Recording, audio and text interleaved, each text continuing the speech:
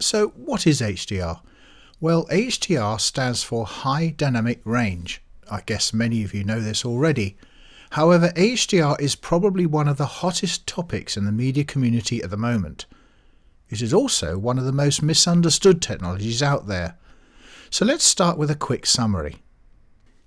In the past, video equipment has had a limited ability to record and display scenes. Older cameras, recording equipment and displays could only show a limited range of brightness levels. If you've ever tried looking at an old tube television in a bright living room, you'll know exactly what I mean. Video standards were designed around this older video equipment, so although equipment has improved, these standards have prevented the equipment from working as well as it could. This technology and these standards is now referred to as SDR, or Standard Dynamic Range.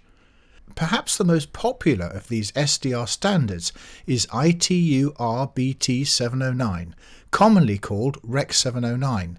Indeed, this tutorial has been put together in SDR Rec 709 to keep things simple and allow you to see it on a conventional SDR screen. However, that's a bit of a problem. You see, trying to describe HDR is a little like trying to explain colour television to someone who has only ever seen black and white. The blue ball is the one behind the pink one. You see the problem. You really need to see it to understand what it's like. So in this tutorial I will magnify the differences and show you what they look like on a scope. These scopes are often used by people working with video to show the brightness of the different parts of the picture, even if their monitors don't show this so well. It might seem a bit technical, but bear with me, it will help you understand. So what are the problems with SDR and the benefits of HDR? Well, let's look at the cameras first. Older cameras lacked in dynamic range, and video standards like Rec 709 were generally based on these cameras. Even modern cameras operating with these older video formats and standards recorded and output limited dynamic range. In a scene like this, with lots of dynamic range between the bright sky and the dark cave, older cameras were not able to record the bright sky and the cave interior at the same time without clipping. The only area of the scene properly recorded are the midtones, the beach and the cliff face. But the sky is white and the cave black. This is burnt into the recording, and even if you adjust the brightness of the display up, you still can't get more detail in the shadows, even though the highlights are now badly burnt out. Adjust the brightness down and you still can't find any detail in the sky, even though the cave is now completely black. You can see this on the scope. This scope shows the brightness in the standard dynamic range scene with a maximum of 100%. You can see the bright areas clipping to white with no highlight detail at all, and the dark areas of the scene clipping to black with no detail in the shadows. HDR cameras have more space above normal 100% and manage to capture and record more detail over a wider range of brightness, from the darker areas to the brighter areas. If the display is also HDR, going beyond standard 100%, then it will be able to show this wider range of brightness from the dark cave to the bright sky. On the scope, this shows up as a wide range of brightness stretching beyond 100%. This provides room for detail in the highlights and plenty of detail in the shadows. Of course, this example has been squeezed to show you what this detail might look like in HDR, but on this SDR display. On a proper HDR display, you would still see plenty of detail in the shadows, but the sky would be a lot brighter, still with lots of detail in the clouds. At the other end are displays, televisions, monitors and projectors. Older televisions, even some recent flat-screen televisions, often suffered from a lack of dynamic range. So imagine one of these older SDR televisions. In this image, everything looks a bit dark, especially in the trees here. But you wind up the brightness, and these dark areas just go kind of grey. That's dynamic range, or lack of it. Proper HDR displays working with HDR video allow you to turn up the brightness, but still keep the dark areas of the picture dark with plenty of detail. That's important. HDR is not just about making the picture brighter, it is also about keeping the darker areas dark with lots of rich shadow detail. Dynamic range is the difference between black and white, and HDR has a bigger difference between the dark areas of the picture and the bright areas compared to SDR. You should also remember dynamic range and HDR have little to do with colour. This is a common mistake, but colour is a different thing specified by its own set of standards, and I have other tutorials that talk about this. Here's an example of an image in standard dynamic range, and here is the same image in high dynamic range.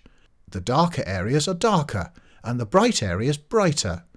The hue of the colours actually remains the same. It's their brightness that changes.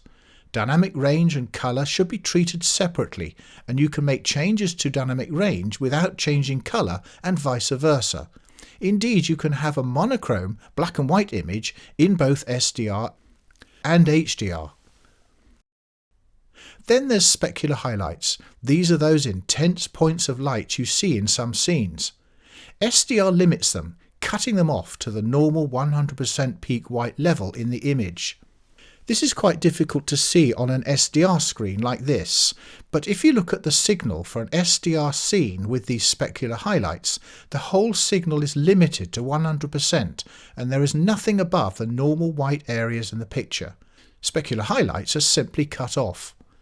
However, HDR not only gives you a brighter image, but it also provides some space at the top for these highlights, above normal white and into a kind of super white. Modern HDR displays can handle this, and many of them can show these super white specular highlights. You can see this on the scope. The normal white level is probably around here on the front of this shirt. But look at the specular highlights, here for the candles, and here for the desk lamp. These bright specular highlights stand out like beacons popping out of the screen as super bright points of light, just as they were in the original scene. So SDR is clipped to a standard 100%, but HDR can go higher, maybe to 200%, providing plenty of room for shadow details and bright highlights. In fact, HDR standards go far higher than 200%, even beyond 1000%. Professional equipment has been pushing the limits of dynamic range for a few years with better cameras and displays. At home and in the cinema, modern televisions and projectors can display more dynamic range.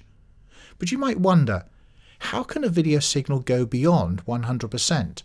Surely the peak of any video signal is 100%. Well, this is the clever bit about HDR. The extra dynamic range of HDR is squeezed into a normal video signal, but in a very special way. You see, our eyes are more sensitive to shadow detail and midtones. Highlight detail tends to be crushed. In a scene like this, we tend to see more detail in these areas here and here. Detail in the clouds here tends to be crushed. So HDR does not squeeze shadows here and the midtones here, but squeezes a bit more in the brighter areas here. Specular highlights here are squeezed a lot.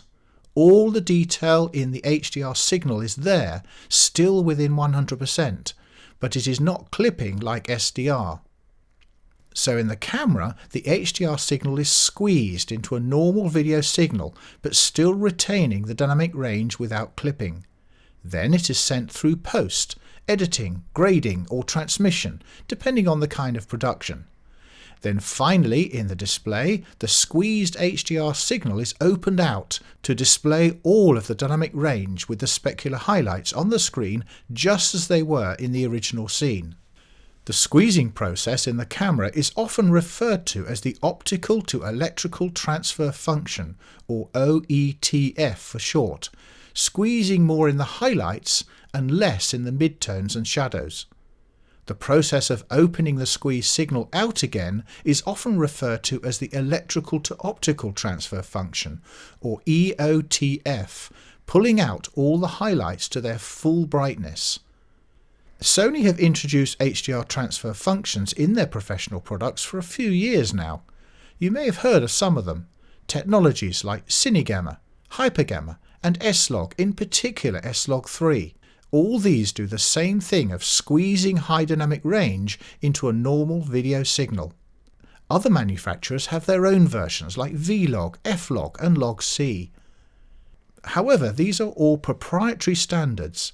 For transmission and post-production, there are two main open industry standards for conveying HDR through the production chain: perceptual quantizer or PQ and hybrid log gamma or HLG. Then there are a series of industry standards that support both these technologies. And finally, for the home and cinema, there are standards like HDR10 and Dolby Vision, HDR10+, and standards for mobile devices. All of these take the squeezed HDR signal and open it up to its full brightness as it was in the camera. To get from one HDR standard to another, the media community uses LUTs or lookup tables. These conversion tables may be software or hardware based and often include adjustments to trim and tweak the conversion for technical or artistic reasons. One final point: HDR is not a special effect. There is a technique where you can take one or more shots in standard dynamic range with different exposures and then combine them, squeezing the picture content into a single SDR image, maybe with distorted unrealistic colours. This is an interesting effect, but it's not proper HDR as we're describing here. Okay, so let's summarise.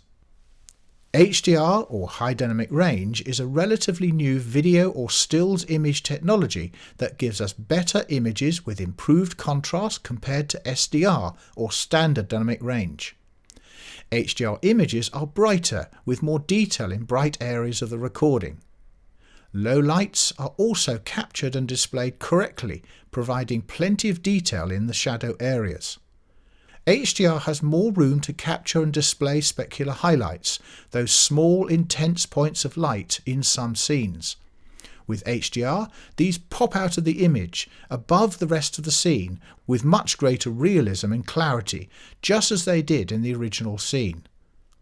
HDR takes advantage of the latest equipment to capture, record and display brighter images and has been introduced as an integral part of the latest 4K standards, from the camera through to the display. New techniques and standards have been introduced from the professional end through production and into the home and cinema to record high dynamic range and play it back with more realism than ever before. So what is not HDR? Well, HDR is not just about brightness. No, HDR is the difference between bright and dark, black and white, and it also provides plenty of low light and shadow detail. Remember that you should treat colour as a separate thing. HDR on its own does not necessarily improve colour. Some HDR standards include improvements in colour, but dynamic range and colour are explained in different sections for these standards. Not forgetting that monochrome images can also be displayed in SDR and HDR. Finally, HDR is not a special effect. There are plenty of so-called HDR images that might be made up from several images shot at the same time and squeezed into SDR with false colours and distorted brightness, but these are not proper HDR. Okay, so that's a quick summary. If that's good for you, you can stop now. If you want to learn more, hold on.